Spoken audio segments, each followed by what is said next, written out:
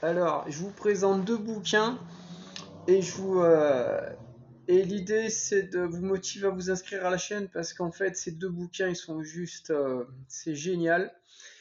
Mais je voudrais pouvoir discuter avec l'auteur et si on est 4 ou 5 sur la chaîne, c'est difficile de le joindre et plus on sera nombreux, plus ça sera facile d'avoir des interventions comme ça d'auteurs. Donc là c'est un neuroscientifique, c'est un français.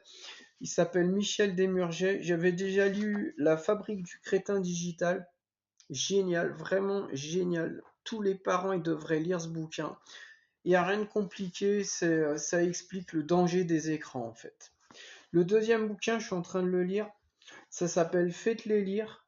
Ça défend en fait la lecture, ça pousse les gens à lire, ça incite les parents à tout faire pour que les gamins lisent, parce que le constat c'est que les enfants lisent de moins en moins, malgré des études, mais qui sont bidons, parce que tout le monde est un lecteur, il suffit de lire un SMS pour tomber dans la case lecteur. Non, les gens lisent de moins en moins.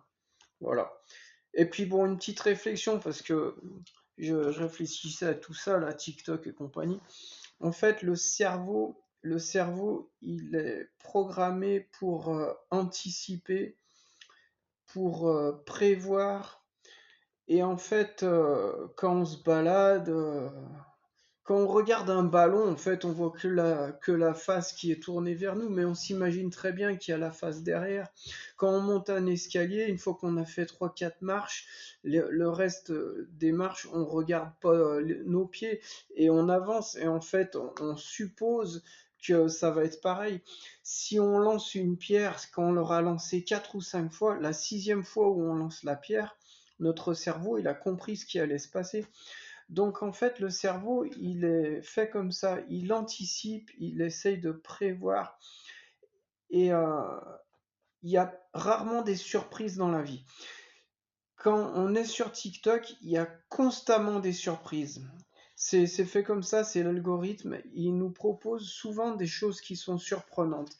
Et en fait, ça perturbe le cerveau. Alors quand on est en construction, quand on est un gamin, bah, c'est dommageable, c'est très dommageable. Et quand on est un adulte, ça arrange pas les choses. Et donc en fait, ça perturbe l'intelligence, mais ça peut créer du stress et du mal-être. Parce qu'en fait, les surprises doivent être rares. Et sur TikTok, les surprises sont très fréquentes. C'était ma petite réflexion. Abonnez-vous et puis on